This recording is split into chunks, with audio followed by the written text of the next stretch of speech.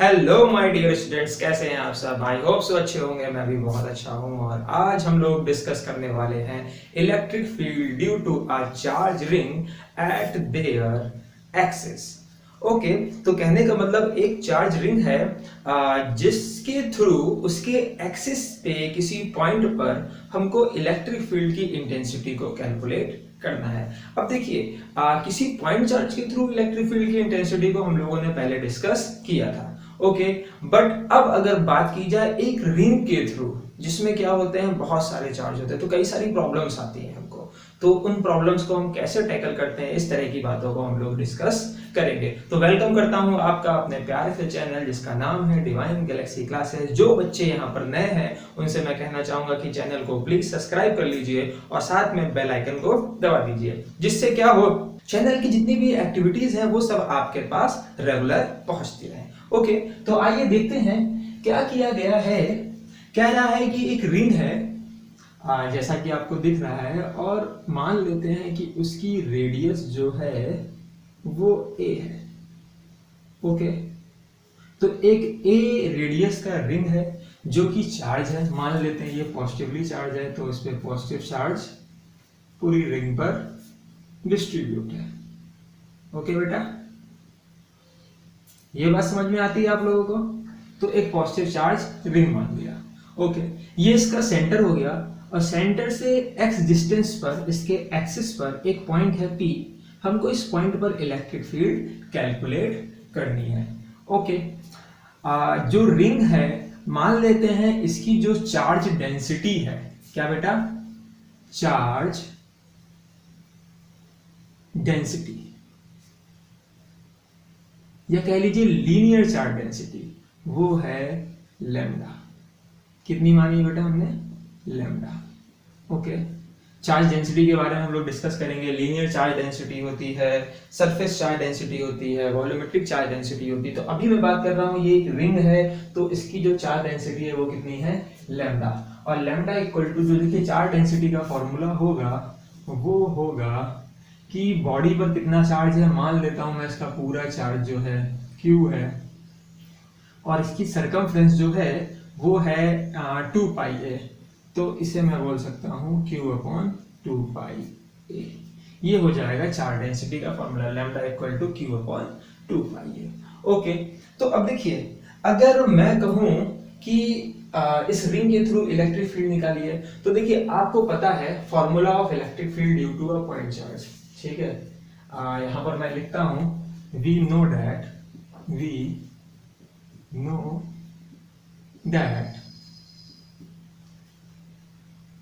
E due to point charge. बताइए, इस बात को आप लोग जानते हैं ना, कितना आपने पढ़ा है, तो ये वैल्यू आपने पढ़ी है 1/4 पाई एप्सिलॉन नॉट। जो चार्ज है, मान लीजिए चार्ज Q है वो, और जिस पॉइंट पे निकालनी है चार्ज से वहां तक की डिस्टेंस, मान लीजिए अगर r मानी थी तो r²। ये फॉर्मूला आपने पढ़ा था। देखिए ये फॉर्मूला किसका है, electric field due to a point charge के थ्रू। बट रिंग, देखिए रिंग कोई पॉइंट थोड़ी ना है। बात समझ रहे हैं, यहाँ पे नंबर ऑफ चार्जेस है, तो इसके थ्रू निकालने में हमको कुछ डिफिकल्टीज आती हैं। तो उन डिफिकल्टीज को हम लोग कैसे दूर करते हैं, इस बात को समझना होगा। तो हम क्या करेंगे, हम यहाँ पर एक बहुत छोटा सेगमेंट, इस रिंग में एक बहुत ही छोटा सेगमेंट DL मान लेते हैं और उसके थ्रू यहाँ पर इलेक्ट्रिक फील्ड निकाल लेते हैं। DL इतना छोटा है कि उसको हम पॉइंट चार्ज के लिए कंसीडर कर सकते हैं, और अगर ऐसा कर लेंगे तो क्या ये फॉर्मूला लगा सकते हैं? यस, बिल्कुल लगा सकते हैं। तो मैंने क्या किया, मैंने मान लिया कि एक छोटा सा सेगमेंट है, जितना बड़ा मैं दिखा रहा हूं उससे भी छोटा, बहुत छोटा, तो ये DL है। क्या है बेटा, DL। और इस DL पे जो चार्ज है वो चार्ज है DQ। देखिए बेटा, पूरे रिंग पे जो चार्ज है वो तो Q है। पूरे रिंग की जो लेंथ है आपने मानी तो सरकमफ्रेंस के बराबर होगी, 2 पाई ए होगी। बट मैं बात कर रहा हूं छोटे से सेगमेंट पे कितना चार्ज है, तो छोटा सा सेगमेंट है DL। कितना बेटा, ये DL है आपका, और इस पे जो चार्ज है वो कितना है, DQ। तो consider is a point charge. तो इसके थ्रू यहां पर इलेक्ट्रिक फील्ड की इंटेंसिटी क्या होगी, तो मान लेते हैं पहले तो यहां से यहां तक की जो डिस्टेंस है इसको मैंने मान लिया है r। ओके, समझ रहे ना बेटा? देखिए ये एक्सिस था, ये पॉइंट था, ये एक्सिस थी, ये डिस्टेंस x है, रेडियस a है, और यहां से यहां की डिस्टेंस को मैंने r माना है। इन सब चीजों को ध्यान रखिएगा। तो अब ये एक पॉइंट चार्ज कंसीडर कर सकते हैं, तो मैं लिख सकता हूं यहां पर E electric field due to dl segment, dl ये बटा कितनी होगी? तो dl सेगमेंट के थ्रू जो इलेक्ट्रिक फील्ड की वैल्यू होगी वो होगी 1/4 पाई एप्सिलॉन नॉट। चार्ज कितना है बेटा यहाँ पर? dq, तो रख देंगे dq अपॉन डिस्टेंस कितनी है बेटा? r square. ओके, ये बन गया कि नहीं बन गया? Electric field due to segment dl 1/4 pi epsilon not dq upon r square, क्योंकि जितना चार्ज था वो चार्ज और जितनी डिस्टेंस है उसका स्क्वायर। सिंपल है। तो ये हो गया। तो इसके थ्रू हमको इलेक्ट्रिक फील्ड मिल गई। मगर अब अगर हम सोचें कि इस तरह से सभी सेगमेंट के थ्रू इलेक्ट्रिक फील्ड निकाल के जोड़ दें, तो जरा सोचिए, फिर से प्रॉब्लम आती है। देखिए, ध्यान दीजिए, ये जो डीएल सेगमेंट है उसके थ्रू इलेक्ट्रिक फील्ड का मैग्नीट्यूड तो इतना है, बट डायरेक्शन की कैसी होगी? माना पॉजिटिव चार्ज है तो रेडियली आउटवर्ड होगी कि नहीं होगी? बोलिए, ऐसी होगी। ओके, अब अगर कोई और सेगमेंट ले लेंगे हम डीएल, तो उसके थ्रू इलेक्ट्रिक फील्ड की डायरेक्शन कोई और होगी। सोचिए इस बात को, सोचिए। अगर मान लीजिए यहां पर एक सेगमेंट ले लें, उसके थ्रू इलेक्ट्रिक फील्ड कैसी जाएगी? अंदर की तरफ। सोच रहे हैं ना, लाइक सपोज ऐसा रिंग होता है, ठीक है, ये रिंग है, तो इसके थ्रू जो होगी वो इधर की तरफ आएगी, तो इधर के थ्रू आपकी तरफ आएगी। बात समझ रहे हैं ना? ऊपर वाले के थ्रू नीचे की तरफ जाएगी, नीचे वाले के थ्रू ऊपर की तरफ जाएगी। ओके, तो इस तरह से पी पॉइंट पर अगर डीएल सेगमेंट के through magnitude of electric field इतना निकाल लेंगे, बट जो डायरेक्शन ऑफ इलेक्ट्रिक फील्ड होगी वो हर जगह अलग अलग होगी। अब ये प्रॉब्लम है, तो इसके लिए क्या किया गया? तो चलिए जरा सोच के देखते हैं। मान लेते हैं कि एक और सेगमेंट ले लेते हैं यहां पर, और इसके थ्रू अगर इलेक्ट्रिक फील्ड निकाली जाए, तो डायरेक्शन ऑफ इलेक्ट्रिक फील्ड जो होगी बेटा, यहां से ऐसे करके है, ये कुछ ऐसे होगी, रेडियली आउटवर्ड। बात समझ में आती है आपको? है कि नहीं बच्चों? तो ये कुछ इस तरीके से होगी। तो अब देखिए, इस डीएल सेगमेंट के through direction electric field dE ये है, जिसकी वैल्यू ये है ई ड्यू टू डीएल। इसको मैं ऐसे करके डीई भी बोल सकता हूं, तो मैं क्या देता हूं? डीई। तो मैग्नीट्यूड ऑफ इलेक्ट्रिक फील्ड तो ये हो गया। क्यों?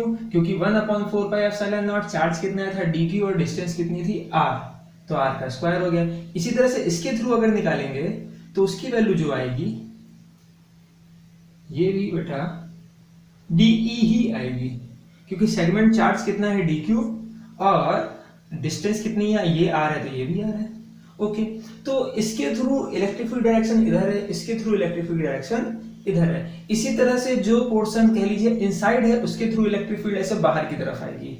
ये जो आउटसाइड है इसके थ्रू अंदर की तरफ जाएगी। मेरी बात को समझ रहे हैं? सपोज दैट मानिए कि अगर ये आपका रिंग है, तो नीचे वाले सेगमेंट के थ्रू इस पॉइंट पर एक्सिस मान लीजिए, तो यहाँ पर इलेक्ट्रिक फील्ड ऐसे ऊपर की तरफ होगी, ऊपर वाले के थ्रू नीचे की तरफ होगी। तो बहुत मुश्किल होगा कि इन सभी डायरेक्शन की इलेक्ट्रिक फील्ड को एडअप करके आप नेट इलेक्ट्रिक फील्ड कैलकुलेट करें। तो इसके लिए क्या किया? इसके लिए हमने एक सॉल्यूशन निकाला, क्यों ना सभी इलेक्ट्रिक फील्ड को रिजॉल्व कर दिया जाए to the direction of axis and to the perpendicular to the axis. Okay, तो जैसे कि मैं कह दूं, मान लीजिए ये डीएल सेगमेंट था, इसके थ्रू इलेक्ट्रिक फील्ड डीई थी। यहां से एक लाइन खींचते हैं और इस एंगल को अगर मैं थीटा मान लेता हूं, ओके, और डीई को रिजॉल्व कर देता हूं उस डायरेक्शन में, तो ये बन जाएगा डीई कॉस थीटा, और इसका जो परपेंडिकुलर कंपोनेंट होगा, देखिए along to the axis and perpendicular to the axis, वो होगा डीई साइन थीटा। ओके, इसी तरह से ये जो डीएल सेगमेंट है, इसके through electric field direction DE ये है। अगर इसको भी रिजॉल्व करेंगे और इस एंगल को थीटा माना जाए, तो इसका भी कंपोनेंट आएगा डीई कॉस थीटा इधर की तरफ, और दूसरा आएगा डीई साइन थीटा। बात समझ में आई? इसी तरह से हर कंपोनेंट, मान लो यहाँ पर आप डीई मान लेते हो, यहाँ पर आप डीएल सेगमेंट मान लेते हो, यहाँ पे डीएल सेगमेंट मान लेते हो, तो सबके थ्रू इलेक्ट्रिक फील्ड अगर इस पॉइंट में निकालोगे तो सभी के DE cos theta component along the axis होंगे और डीई sin थीटा कंपोनेंट एक दूसरे के अपोजिट आएंगे, जो कि कैंसिल आउट हो जाएंगे। मेरी बात को समझिए, सपोज दैट ये एक पॉइंट था और इसके थ्रू आपने एक देखा कि इलेक्ट्रिक फील्ड इधर है और ऐसे एक इलेक्ट्रिक फील्ड कंपोनेंट ऐसे डीई। अब देखिए ये दोनों जो हैं ये सेगमेंट डायमेट्रिकली अपोजिट है, तो इसके थ्रू जो आपने आप रिजॉल्व किया तो ये थीटा, तो ये बन गए DE cos theta plus DE cos theta. इसी तरह से जो उसका वर्टिकल कंपोनेंट आया वो आया डीई sin थीटा और इसके थ्रू जो आया वो भी आया डीई sin थीटा। तो अगर ये जो दो डायमेट्रिकली अपोजिट कंपोनेंट लिए थे उसके through DE cos theta add हो गया, डीई sin थीटा कैंसिल हो गया। इसी के थ्रू डायमेट्रिकली अगर आगे पीछे के ले ले, यहाँ का ले ले, यहाँ का ले ले, सबके थ्रू डीई cos थीटा जो है वो ऐड हो जाएगा और जो डीई sin थीटा है वो कैंसिल हो जाएगा। तो मैं कह सकता हूं diametrically opposite DL also make DE such that DE cos theta is in the same direction of axis while DE sin theta is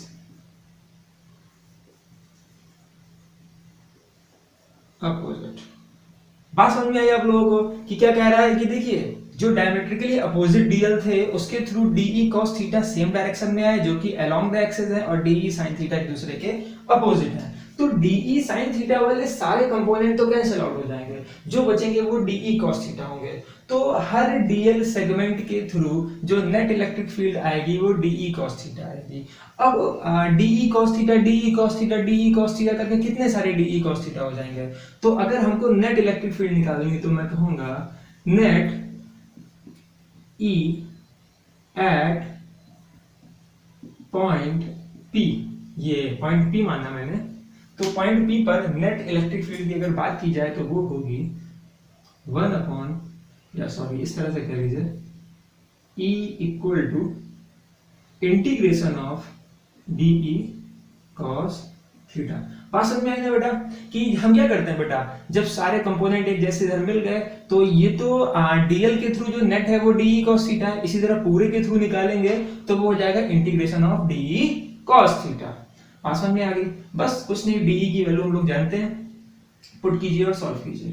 तो ई की वैल्यू हो जाएगी इंटीग्रेशन ऑफ डीई की जगह हम लोग लिखेंगे 1/4 pi epsilon not, dq charge है तो dq अपॉन डिस्टेंस है r स्क्वायर और साथ में cos थीटा। अब देखिए cos थीटा की वैल्यू क्या होगी, अगर ये एंगल थीटा है तो ये एंगल भी क्या होगा, थीटा होगा। अब अगर ये थीटा है तो cos थीटा हो जाएगा बेस अपॉन हाइपोथेनस, तो मैं यहां पर लिख सकता हूं cos थीटा की वैल्यू x अपॉन r। तो फाइनली अब क्या करते हैं, E इक्वल टू, देखिए जो कंपोनेंट हमारे कांस्टेंट है उसको बाहर लिख लेते हैं 1/4 pi epsilon not upon r square cos theta और इंटीग्रेशन कर दिया मैंने dl का। देखिए बात को समझिए, यहां पर अगर मैं बात करूं dq को क्या लिख सकते हैं, तो dq को लिख सकते हैं लैम्डा dl। अब देखिए क्या हुआ, अगर dq की जगह पर मैं लैम्डा dl लिख लूंगा तो लैम्डा तो क्या था बेटा, चार्ज डेंसिटी जो कि कांस्टेंट होगी। ठीक है, बात समझ आ रही थी, lambda equal to total charge upon total length, या फिर ये भी तो कह सकते हैं कि अगर छोटे सेगमेंट के लिए चार्ज लेंगे dq तो छोटी लेंथ dl, ये भी हो सकता है क्योंकि डेंसिटी कभी चेंज नहीं होती। तो ये जो यहाँ से dq की वैल्यू आई वो आई लैम्डा dl।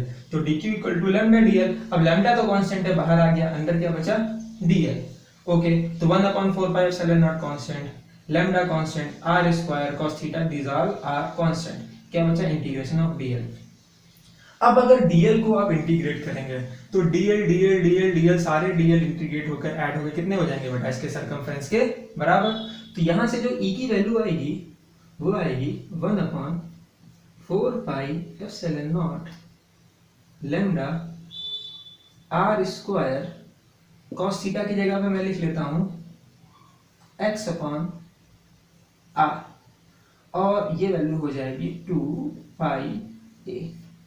अब यहां से ध्यान दीजिए 2 पाई ए इंटू लैम्डा क्या लिख सकते हैं बेटा, हम लोग उसको क्यू लिख सकते हैं। तो लैम्डा इंटू 2 पाई ए को मैंने क्या बोल दिया, क्यू बोल दिया।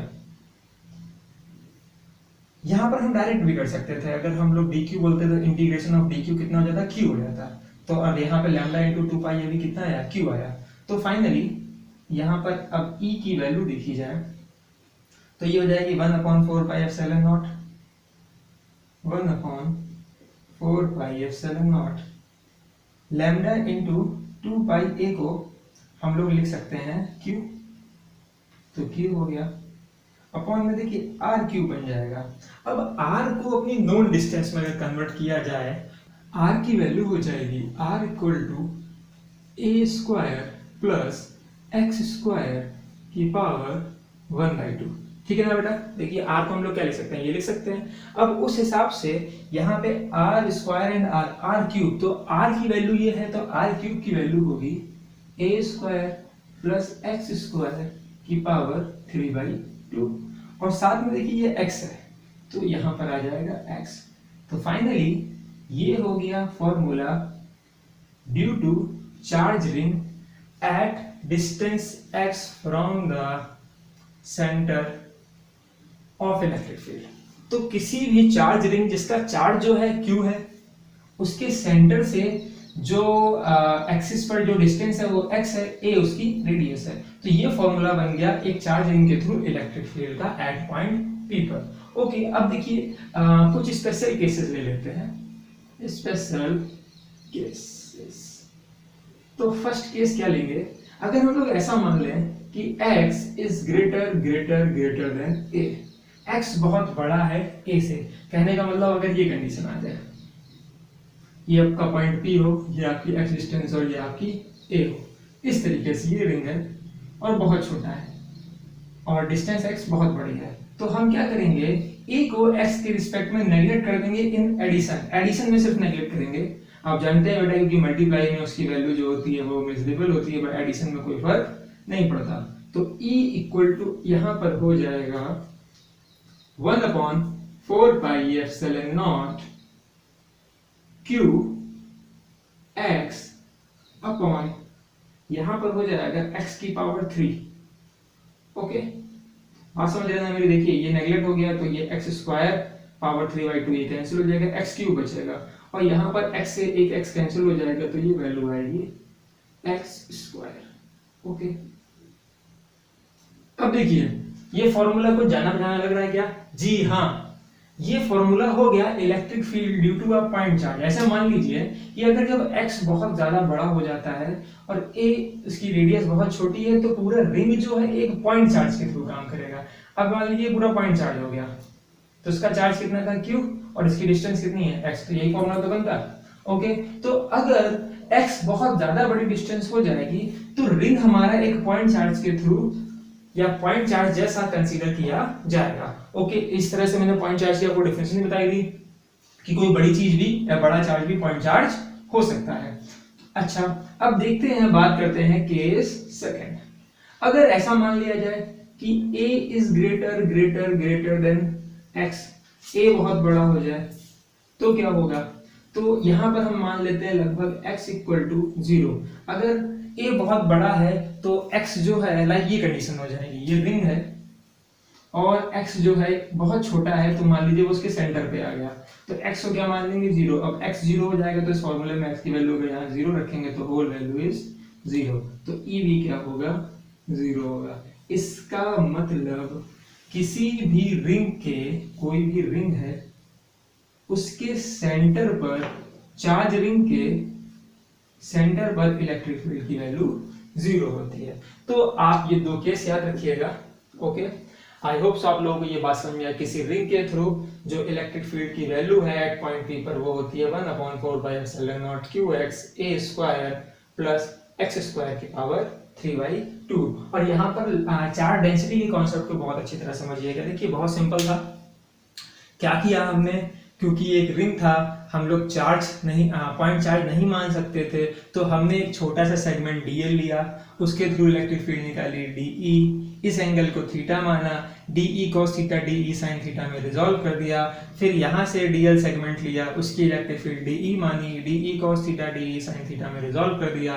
फिर हमने ऑब्जर्व किया कि de sin थीटा एक ही डायरेक्शन में है, sorry de sin cos theta एक ही डायरेक्शन में है और de sin थीटा अपोजिट है। इसी तरह होल रिंग के थ्रू सारे D E cos theta add हो जाएंगे और सारे डी साइन थीटा कैंसिल हो जाएंगे। तो हमने कहा अगर हमको नेट इलेक्ट्रिक फील्ड निकालनी है तो हमको क्या करना होगा, integration of D E cos theta, क्योंकि सारे D E cos theta D E cos theta D E cos theta हमको ऐड करने हैं। तो ऐड करने का एक तरीका क्या होता है कि सबको इंटीग्रेट कर दीजिए। तो हमने इंटीग्रेट किया, कॉस थीटा की वैल्यू पुट की, जितने कांस्टेंट फैक्टर थे बाहर ले आए, क्या था डीएल, उसको इंटीग्रेट किया 2 ए, फाइनली ये वैल्यू आ गई और कुछ स्पेशल केसेस। तो आई होप सो आपको ये बात समझ में आई होगी। अब एक चीज देखते हैं, अगर x को, केस नंबर 3 देखते हैं, अगर बेटा x को इन्फिनाइट मान लिया जाए तो क्या होगा। तो इस तरह समझिए, पहले क्या था बेटा, रिंग थी, मैंने कहा था रिंग के सेंटर पे अगर इलेक्ट्रिक फील्ड की बात की जाएगी 0, अगर कोई डिस्टेंस x हो जाएगी तो वहां पर इलेक्ट्रिक फील्ड की वैल्यू ये होगी। और अगर x बढ़ते बढ़ते इन्फिनाइट हो जाए, बहुत दूर हो जाए, तो इस फॉर्मूले में x की जगह क्या रख देंगे, इन्फिनाइट रख देंगे, तो भी E इक्वल टू कितना आ जाएगा, 0। मतलब कि फंडा बहुत ही सिंपल है बेटा, कि सेंटर पे इलेक्ट्रिक फील्ड 0 होती है, जैसे डिस्टेंस बढ़ती है तो इलेक्ट्रिक फील्ड की कुछ वैल्यू आती है, और डिस्टेंस बढ़ते बढ़ते इन्फिनाइट हो जाएगी तो फिर से इलेक्ट्रिक फील्ड क्या हो जाएगी, 0 हो जाएगी। चलिए एक काम करते हैं, अब इस पर एक न्यूमेरिकल करते हैं। ओके, तो न्यूमेरिकल देखा जाए तो पहले तो मैं इसको रब करूंगा, आप जनरल फॉर्मूला इसका याद रखिएगा। ठीक है बेटा, मैं इसको रब करता हूं। For a uniform charge ring जिसकी रेडियस जो है बेटा वो a है और उस पर जो चार्ज है वो q है, find the value of x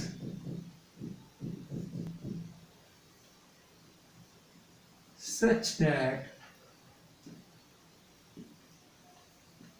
E net is maximum. Also calculate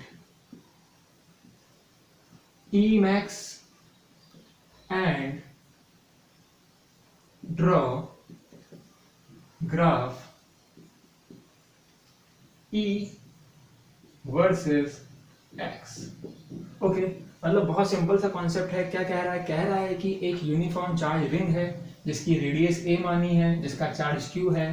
कह रहा है कि वो डिस्टेंस बताइए जहां पर नेट इलेक्ट्रिक फील्ड मैक्सिमम होगी, और कह रहा है मैक्सिमम होगी तो कितनी होगी, और साथ ही साथ E का x के साथ ग्राफ भी प्लॉट कीजिए। तो देखिए बेटा, जो हमने E नेट का फॉर्मूला कैलकुलेट किया था वो हमने कैलकुलेट किया था E net equal to 1/4 pi epsilon naught Q x upon a square plus x square की पावर 3/2। देखिए 1/4 पाई एप्सिलॉन नॉट को हम लोग k भी लिख सकते हैं। तो अगर मैक्सिमम इलेक्ट्रिक फील्ड निकालनी है तो उसके लिए एक रूल हम लोगों ने पढ़ा है, DE अपॉन DX की वैल्यू क्या होनी चाहिए बेटा, 0 होनी चाहिए। किसके लिए, E मैक्स के लिए। ये बात समझ में आती है आपको कि नहीं समझ में आती है। तो DE अपॉन DX क्या होना चाहिए, 0। तो एक काम कीजिए, जो नेट इलेक्ट्रिक फील्ड है इसको x के रिस्पेक्ट में डिफरेंशिएट कर दें। अब डिफरेंशिएट कर दे तो यहाँ पर x के दो फंक्शन है। तो देखिए यहाँ पे जो डिफरेंशिएशन का हम लोग फॉर्मूला यूज करेंगे वो ये फॉर्मूला यूज करेंगे बेटा हम लोग, du अपॉन dv वाला, जिस होता था v du upon d x minus u d v upon d x और साथ में वी स्क्वायर। बात समझ में आ रही है। अब यहाँ पे कह लीजिए जो x है वो है u की तरह और a square plus x square की पावर 3/2 ये क्या है v है। तो क्या करेंगे, अगर इसको डिफरेंशिएट करते हैं तो चलिए करिए मेरे साथ। 1/4πε0 को मैं k बोल दे रहा हूँ और q ये कांस्टेंट है, तो k q को तो मैंने बाहर ले लिया। अब क्या करेंगे हम लोग, सबसे पहले लिखेंगे यहाँ पर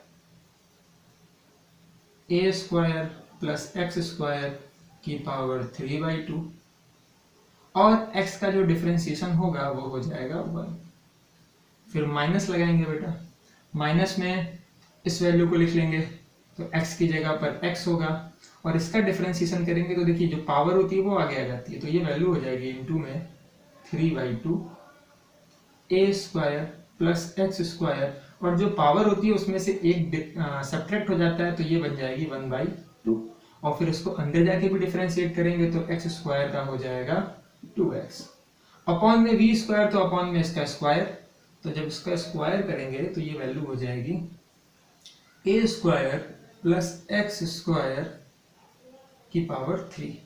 तो this all value equal to 0।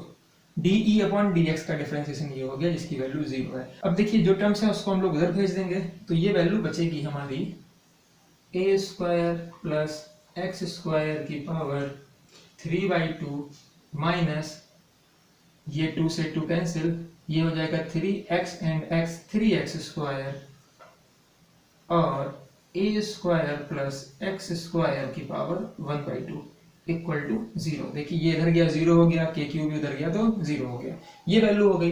अब यहाँ पर a square plus x square की पावर 1/2 इसमें भी है और इसमें भी है, कॉमन ले लीजिए।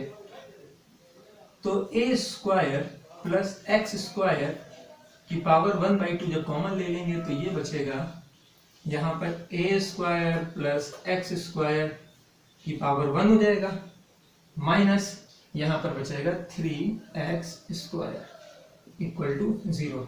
अब देखिए या तो ये 0 या तो ये 0, मगर a square plus x square की पावर 1/2 ये 0 नहीं हो सकता। जरा इस बात को सोचिए, अगर मैं यहाँ दिखाऊं आपको कि अगर मैं कह दूं a square plus x square और पावर 1/2 का मतलब रूट में इक्वल टू 0, इसका मतलब ये तभी 0 होगा जब a भी 0 हो x भी 0, पर a तो 0 हो नहीं सकता। a 0 का मतलब क्या है कि रेडियस ही नहीं है, रिंग की रेडियस नहीं है, मतलब रिंग ही नहीं है, तो ये तो 0 नहीं हो सकता। तो फाइनली क्या, इसको लेंगे तो ये 0 होगा। तो इसके अकॉर्डिंग अगर हम कह देंगे a square plus x square और ये क्या है माइनस में 3x स्क्वायर इक्वल टू 0, तो ये वैल्यू हो जाएगी a square minus 2x square equal to 0। तो x इक्वल टू आ जाएगा यहाँ से प्लस माइनस a/√2। बात समझ में आ गई आपको? चेक कर लीजिए, 2x स्क्वायर है तो 2x square equal to a square, तो x इक्वल टू a/√2, वो भी प्लस माइनस में। तो ये वो डिस्टेंस हो गई। क्या कह रहा था, कह रहा था find the value of x such that E net is maximum। तो at point a/√2 where a is a radius of ring, ठीक है, तो a/√2 पर प्लस का मतलब रिंग के इस साइड भी और माइनस का मतलब इस साइड पर इलेक्ट्रिक फील्ड की वैल्यू जो होगी वो मैक्सिमम होगी। ओके, अब मैक्सिमम होगी तो पूछा था कितनी होगी, ई मैक्स भी कैलकुलेट कीजिए, तो x की वैल्यू इस फॉर्मूले में पुट कर दीजिए। चलिए पुट कर देते हैं, तो ये पॉइंट x निकल आया और ई मैक्स की जो वैल्यू आएगी उसको रखा जाए तो ये वैल्यू हो जाएगी k q, x की जगह पे मैं रखूंगा मान लीजिए प्लस किया करोगे तो a/√2 और अपॉन में ये वैल्यू हो जाएगी a square plus x square की जगह रखेंगे a स्क्वायर/2, तो ये हो जाएगा a स्क्वायर/2 और इसकी पावर 3/2। बात समझ में आ रही है बेटा? ऐसा हो जाएगा। अब एक काम कीजिए, इसको सॉल्व कीजिए, तो k q a/√2 की जगह पर a/√2 रहने दीजिए। इसको सॉल्व करेंगे हो जाएगा 2a square plus a square 3a स्क्वायर/2 और इस पूरे की पावर 3/2। अब एक काम कीजिए, ये जो पावर 3/2 है तो इसको रूट में ले लीजिए, तो k q इसे लिखेंगे a/√2 और इसे हम लोग क्या ऐसे लिख सकते हैं, अंडर रूट में 3 ए स्क्वायर बाई 2 का होल क्यूब। बोलिए 1/2 था तो वो ऐसा हो गया। अब देखिए अगर ए स्क्वायर रूट के बाहर होगा तो ए आ जाएगा, और √3 का क्यूब करेंगे तो √3 इंटू √3 इंटू √3, तो ये हो जाएगा 3√3। चलिए मैं वैल्यू लिखता हूँ a cube a by √2, okay, upon में ये हो जाएगा 3√3, ए स्क्वायर बाहर आएगा और उसके ए स्क्वायर बाहर आएगा तो ए बचेगा और उसकी पावर 3, तो ये हो जाएगा ए क्यूब, और नीचे हो जाएगा 2√2, ओके। अब देखिए सॉल्व कीजिए, ए से एक पावर यहाँ कैंसिल हुई, यहाँ स्क्वायर बचेगा, √2 से √2 कैंसिल, तो ये वैल्यू हो जाएगी हमारी के क्यूब अपॉन 3√3 ए स्क्वायर, और जो नीचे 2 है वो कहाँ आ जाएगा, यहाँ आ जाएगा, तो ये वैल्यू हो जाएगी 2k क्यूब 3√3 ए स्क्वायर। तो यहाँ से फाइनली ई मैक्स की जो वैल्यू मिली बेटा वो मिली 2k क्यूब अपॉन 3√3 ए स्क्वायर, ओके। तो बहुत सिंपल था। तो x equal two plus minus a by √2 पर इलेक्ट्रिक फील्ड मैक्सिमम होगी, और कितनी होगी तो बेटा इतनी होगी, जहां पे k की वैल्यू कितनी है 1/4πε0। चलिए अब क्या कह रहा था, draw graph E versus x। तो ठीक है मैं इसका ग्राफ बनाता हूं, तो आप लोग पहले फटाफट इसको देखिए, फिर मैं इसका ग्राफ प्लॉट करता हूं, क्योंकि मैं इसको रब करूंगा, ओके। तो अब क्या किया जाए, इसका ग्राफ देखते हैं।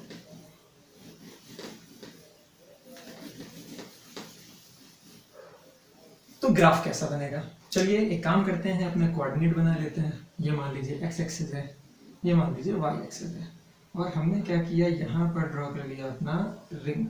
ये रिंग हो गया, तो ये रिंग का सेंटर है, इसकी रेडियस क्या थी, a थी, और ये जो वैल्यू है इलेक्ट्रिक फील्ड, देखिए सेंटर पे कितनी पड़ी थी हमने, तो हम जानते हैं बेटा E जो है, जब x 0 था तो भी क्या था बेटा, E 0 पड़ा था, और जब x इन्फिनाइट हो गया था तो भी क्या था, E 0 था, और बीच में इस जगह पर मैक्सिमम था। तो एक पॉइंट यहां मान लेते हैं, ठीक है, यहां से इलेक्ट्रिक फील्ड बनाएंगे तो ये कुछ इस तरीके से आएगा। अब देखिए सेंटर पे इलेक्ट्रिक फील्ड क्या है, 0, जब इन्फिनाइट पे गए ऐसे x बढ़ता गया बेटा, ये x है, तो यहाँ पर भी क्या होगा, इलेक्ट्रिक फील्ड धीरे धीरे 0 हो जाएगी। अब ये पॉइंट जो है यहाँ पे, ये देखिए, ये लाइक इस पॉइंट को मैं क्या बोल दे रहा हूँ, x equal to a by √2, और ये कैसा होगा, प्लस का, ओके। तो यहाँ पर इलेक्ट्रिक फील्ड की वैल्यू कैसी आएगी, मैक्सिमम आएगी, बल्कि जो कि होगी 2k क्यूब 3√3 ए स्क्वायर। तो इसको कुछ ऐसे बना लेते हैं,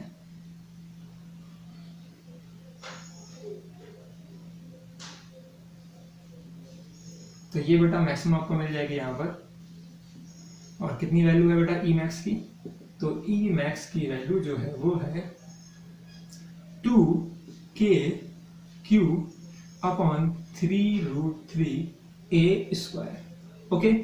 तो ये मैक्सिमम इलेक्ट्रिक फील्ड मिल गई। इसी तरह से जब इस साइड आएंगे तो देखिए उसकी इलेक्ट्रिक फील्ड जो है हम लोग बनाएंगे बेटा इस कोऑर्डिनेट में, क्यों, क्योंकि देखिए अगर इधर पर इलेक्ट्रिक फील्ड एक्स एक्सिस पे इधर है, तो अगर ई पॉजिटिव होगी तो इधर कैसी होगी, नेगेटिव होगी, तो पॉजिटिव को हमने ऊपर बनाया तो नेगेटिव को नीचे बनाएंगे, तो इलेक्ट्रिक फील्ड जो है उसमें इस तरह से बनेगी, ओके। तो आई होप आप लोगों को बात समझ में आती है। ये मैक्सिमम वैल्यू हो जाएगी ई मैक्स की, ठीक है। तो इस तरीके से तो एक रिंग के through x equal two plus minus a by √2 पर इलेक्ट्रिक फील्ड मैक्सिमम होगी, जिसकी वैल्यू इतनी होगी, और उसका ग्राफ ये होगा। तो ठीक है, आज मैं अपने लेक्चर को यहीं पर स्टॉप करता हूँ। आप फटाफट इन सारी चीज़ों को देखिए, पढ़ते रहिए। Best of luck student.